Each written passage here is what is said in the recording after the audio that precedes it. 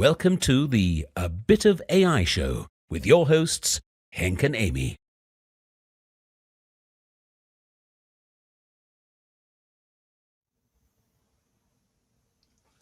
Hello everyone, and welcome to the second A Bit of AI show with myself, Henk, and my colleague Amy Boyd. Hi Amy, how are you doing today?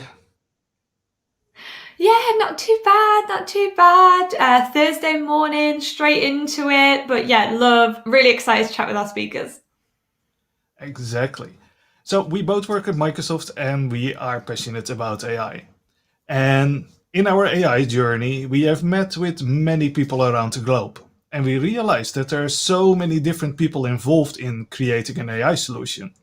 From pre-sales and consultancy to actually creating the deep neural networks and running them in production like we saw and talked about last week. And in this show, we invite people from all over the world that are professionals in the AI space to have just a casual chat about what they're actually doing during the week. So this is the second episode, and we couldn't be more excited to start talking with our guests and learn about what they do. So in today's show, we have 4 segments. First, we're going to talk to our main guest, Akanksha, about her life in AI. What does she actually do during the day? Then we move to our second guest, where we talk about his AI project. And finally, we will have an overview of some upcoming events, and then we dive into the Learn Challenge of the week. As always, everything is available, all the links to all the people involved, all the projects, the Learn Challenge. Those links are available on our website, abitofai.show. And yeah, before I forget, after our show, you are welcome in our A Bit of AI Cafe.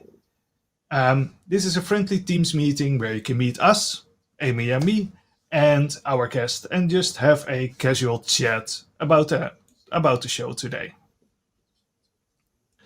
So Yeah, we had let's a great start. time last week, which was fun. Yeah, last week it was really nice, and it went on for long.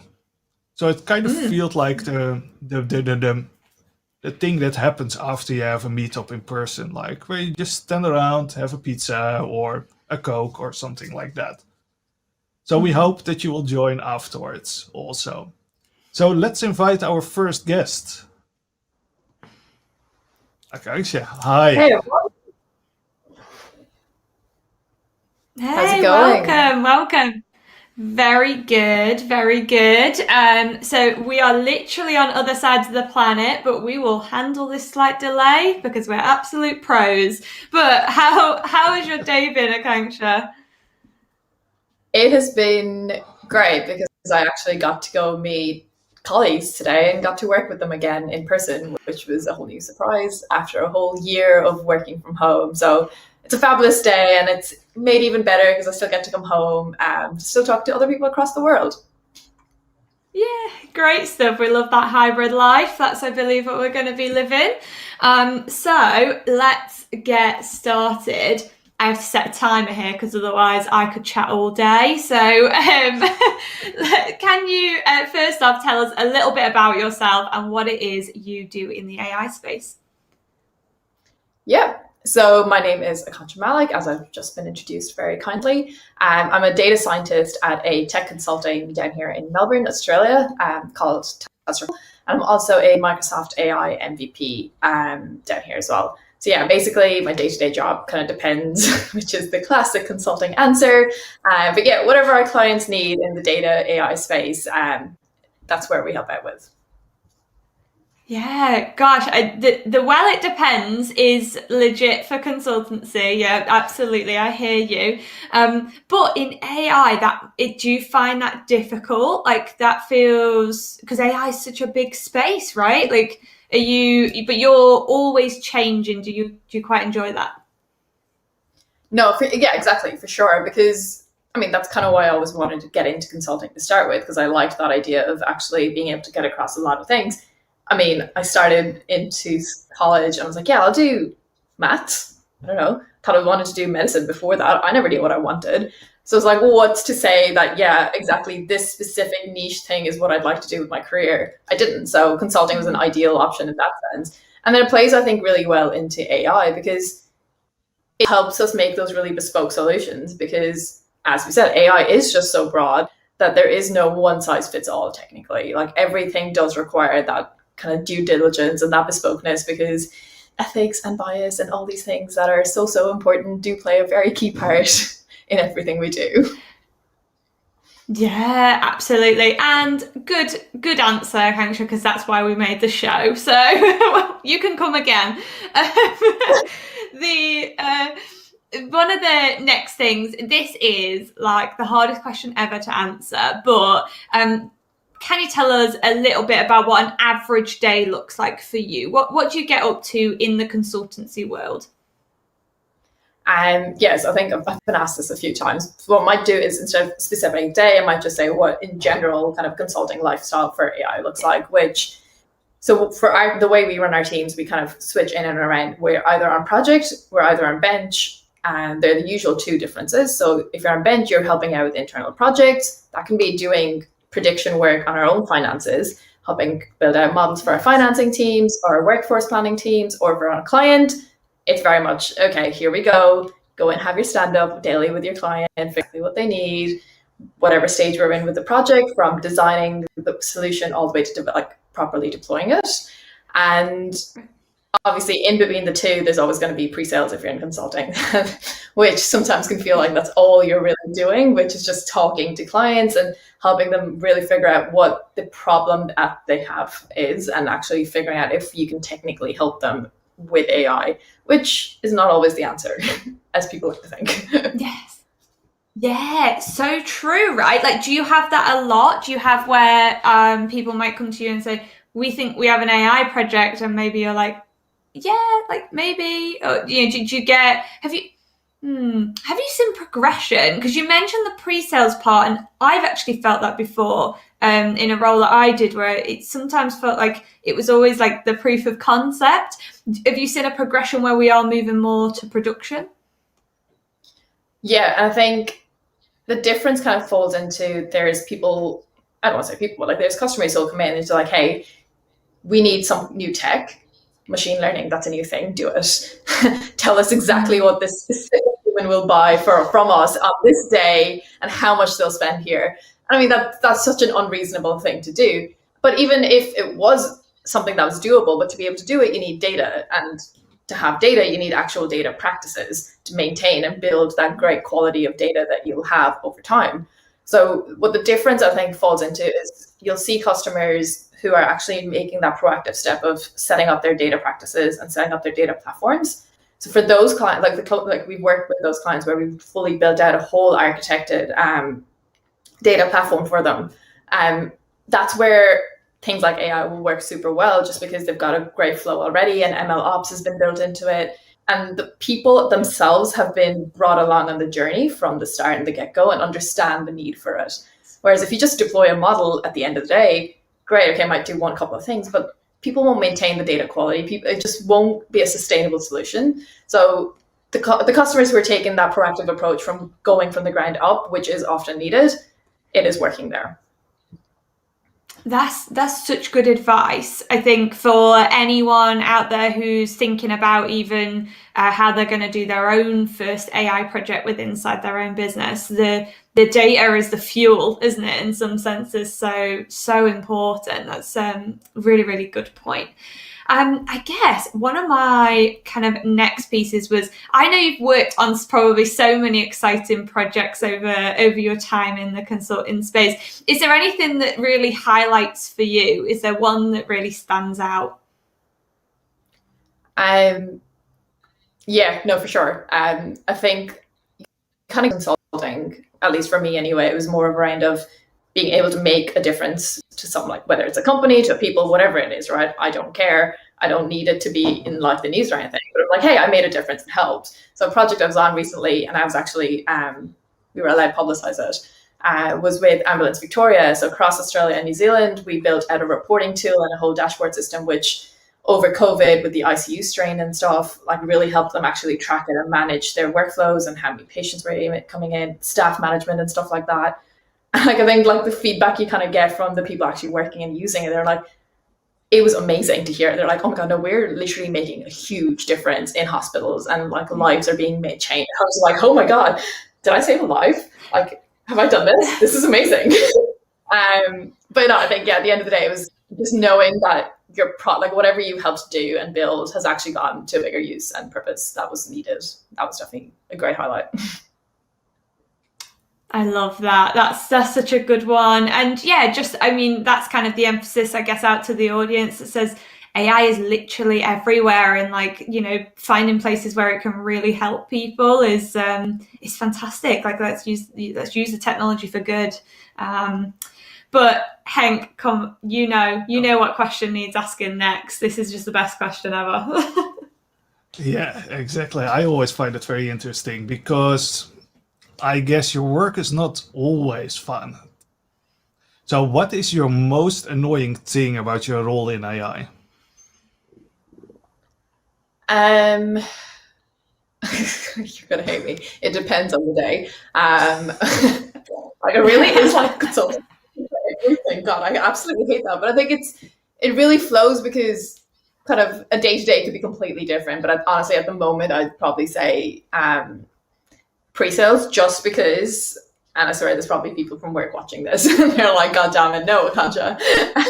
But it's more, I think it's just you really want these projects to go through, right? Like this is all really, really amazing stuff that you're working with clients and like, oh my God, this is a really key problem. This is a potential solution. Here's a different one. What might be the best thing? And you go through all these different options, but they never actually, well, I mean, you do get to it, but it's a case of if I'm stuck on pre-sales for like a 3-month block, I kind of have to leave it there and hand it off to someone else, and I'm back onto like solutionizing something else again. It's kind of that you don't really, like at times you don't get to see it the whole way just because of different needs and requirements. So at the moment, it's a case of, I mean, a lot of PowerPoint calls and meetings at the moment in this couple of weeks. So that's a little bit disappointing at times when it's not just all AI and really cool stuff, but yeah.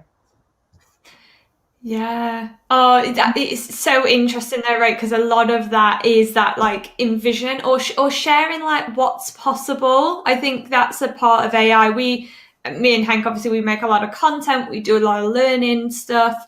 And that is always like a part of it. Sometimes when I talk to like other people on our team who cover different areas of tech, it's maybe not as important to do that like inspirational piece around like what's actually possible in this area. Like what are people doing out there and how can that relate to your business? Whereas I think with AI, it's still very much, because it's like moving so fast, it's still needed, isn't it, to do a lot of that work where it's like, actually, like you could do this like with whatever you've got, or this is something we've seen from customer X, etc. So it's really, really cool. Yeah. I mean, even internally, like people definitely do reach out in that sense of like, hey, I've got this problem. Is this even a data AI problem? Like, can I just run this by you and tell me if this is something we can use AI in? And I mean, even tech professionals do need, sometimes they're like, is this something we can actually do? Like, is that a thing yet? So it's not just customers who've never necessarily done AI work. It is kind of everywhere, and it is up to us to kind of help spread that word. Yeah, nice. So I guess we have a few minutes left, and so one of the fun things that we're doing with our main guests is something called a quick fire round. So Akanksha, if you're comfortable with this, we're going to ask you just 5 short questions, and what we want is your immediate answer. And the reason we want your sort of immediate answer that comes to mind is to show the variety across our guests of all the different things happening in this space. I promise they're really easy. Do you feel good with taking on our quick fire questions? Yeah, no, let's do it. And honestly, if I don't come up with one straight away, it's because it's 8:15 p.m. So I'm blaming it on the evening. Like, it's been a long day. I'm going to put that. That's fine. That's fine. We will take that into account when we hear these answers back. So amazing. So I'll kick off. You'll get a question from me, and then Henk will come in and take over. So the first one I think is a nice, easy one. What was your first programming language? Python. Yeah. Mm-hmm. God, back in college, what a throwback. Awesome. Did it for like 3 months. Didn't touch it again until I started working. What programming language was used in the last project you worked on? R. That was the only one I actually properly learned in college and never touched again until 2 months ago at work. Wow, that's interesting, right? That is an A little bit of a interesting one. switch Maybe we'll there, dig into but yeah. that. Yeah, you know it. Yeah, very cool. Okay, cool. Next question. So, if we can keep it to sort of like no more than about a sentence or two, what was the last thing you learnt in AI? What was the next like sort of new thing? I think it was something about the form recognizer, just the new cool things, new previews and stuff were announced about it. So it's kind of just messing around with different forms in there. Fabulous. It does do a lot of different things. Like even I've barely scratched the surface of it. I tend to go for like the same part of it and not use some of the other parts. So that's a good one. That's a really good one.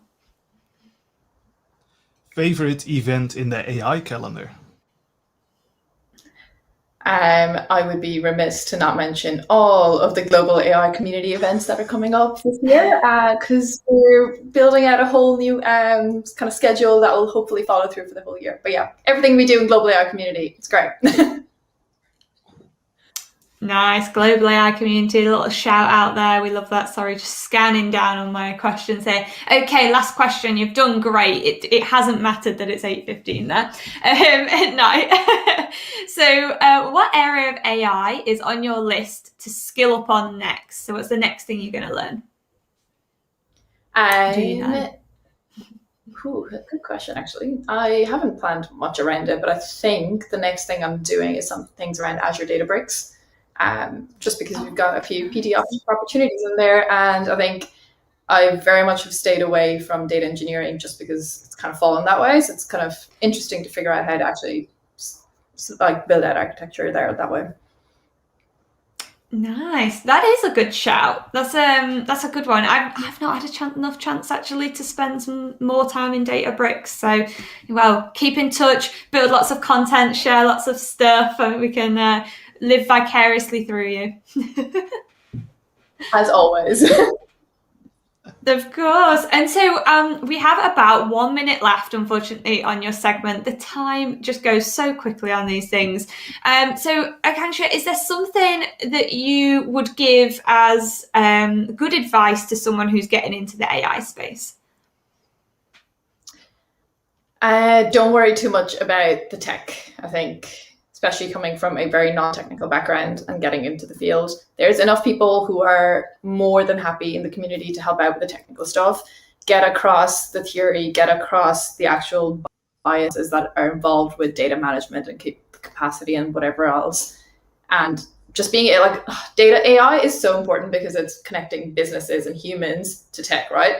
Be that bridge, know how to talk to the both sides. I think that's more important of a skill than sometimes the actual tech bits, I think. Oh, that's really, really good advice. Thank you. Thank you so much for joining us. Unfortunately, it's all we've got time for. I'm sure we'll be able to bring you on again. We obviously have our little 5-minute segments around a project. So if you've got anything, obviously do share it with us. But yeah, really, really thank you for joining us. It's been a treat to chat with you. Perfect. And yeah, if anyone has questions, I think my Twitter is on the page, so reach out. I'm more than happy to help. And yeah, I'll see you soon. All right. Thank you so much. We'll see you soon. Thank you. So, and then it is already time for our next guest. Let's get him on the screen. Amazing. Hi, Alibek. How you doing? Oh, hey, Hank, hey, Amy, how are you? I'm good, thank you. We're doing well. Good. Thank you for joining us. Thank you for having me here.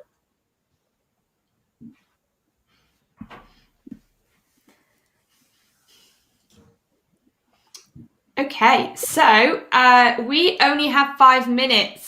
Everything matters on time, Alibek. So we are going to jump straight in with the great project that you shared with us. So first of all, who are you and what do you do? Yeah, hello everyone. I'm Alibek. So I'm a data scientist at Expert Time since 2017. So I joined Expert Time in 2017 as a software engineering intern, and the work implemented during my internship has provided the basis of a brand new project called What Do They Think? And since 2019, I've been nominated as a Microsoft MVP for AI. So my principal focus is on the project that related to natural language processing, and I've recently started also to do some computer vision projects. And after I'm a regular contributor. Sorry. Yeah, yeah. I was there are also regular contributors Stack Overflow and on GitHub and my personal blog where I just try to share my personal experience of performing data science on Azure. Cool. Thank you so much for taking the time to join our show and tell us about your project. So, what is the AI project you are working on or did research of?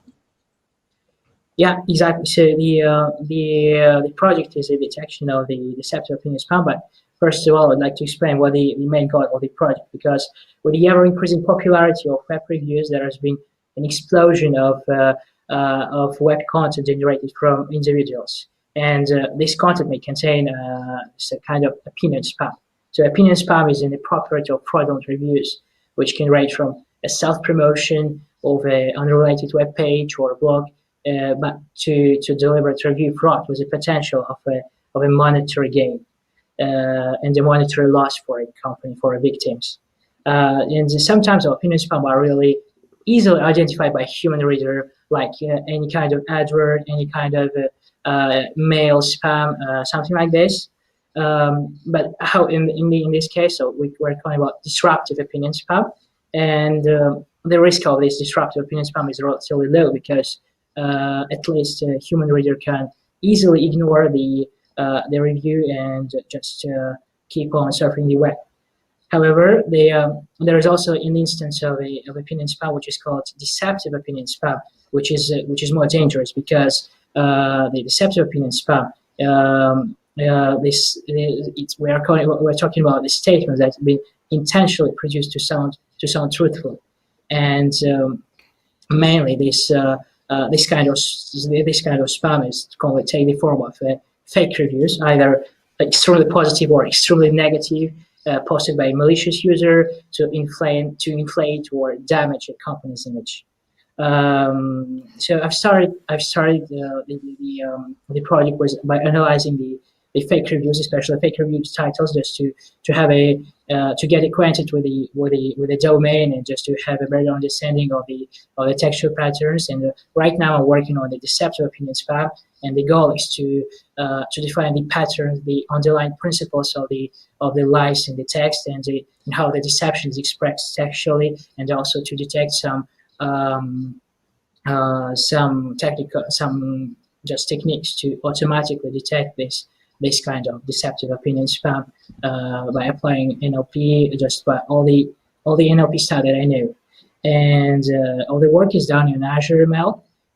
Just using anything we can do with this on Azure, using Azure Cognitive Services, Azure Machine Learning Services, even Azure Databricks for parallelizing huge amounts of data. And the general goal is to obtain a deeper understanding of how lies are expressed in text.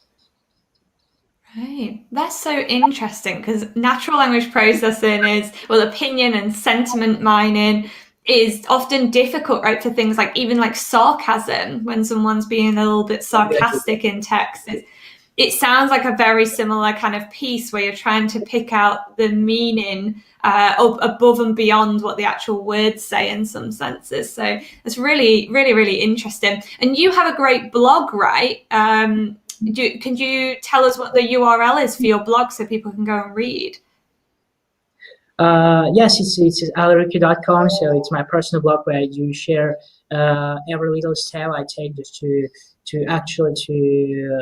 perform these tasks. So, all the progress is shared on the blog and to users, but also there is also a GitHub which will be steadily fed by just as I would progress on the project.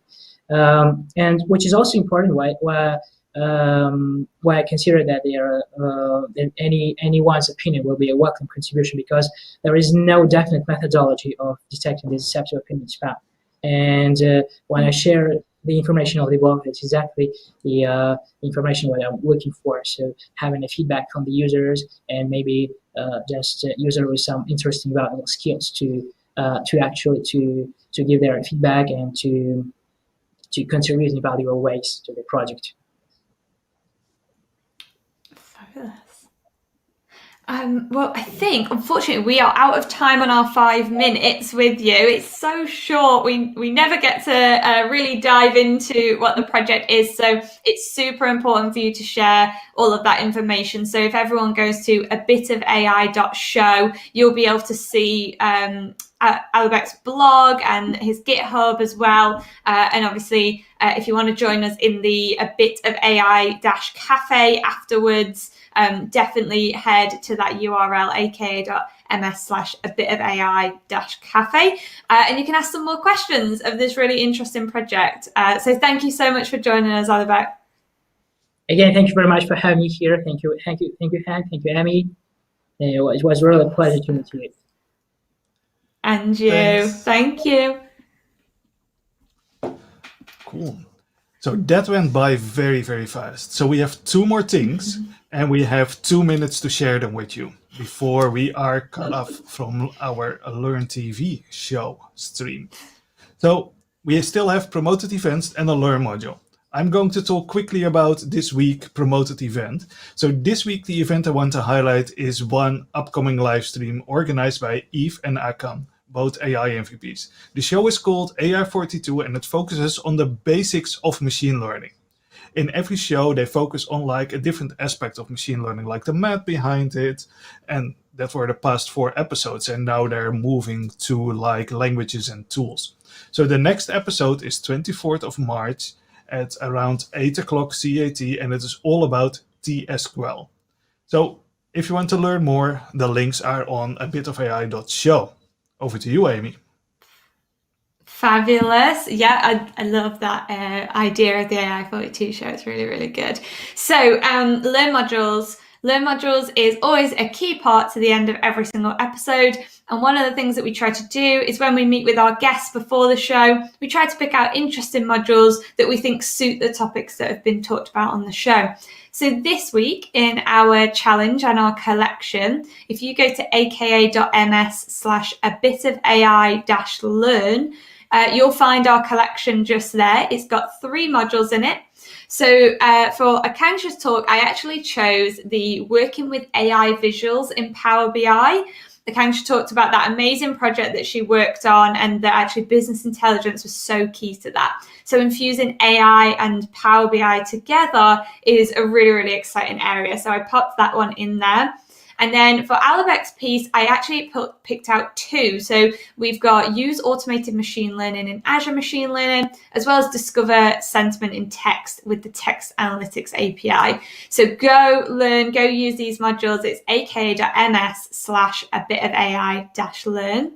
But we will wrap up. We have 20 seconds. Thank you so much for joining us today. We're here every Thursday at the same time. Do come and join us in the Bit of AI Cafe at aka.ms/abitofai-cafe. And if you want to rewatch this episode, go to abitofai.show. Thank you so much for watching, and we'll see you next week. Thank you. See you next week.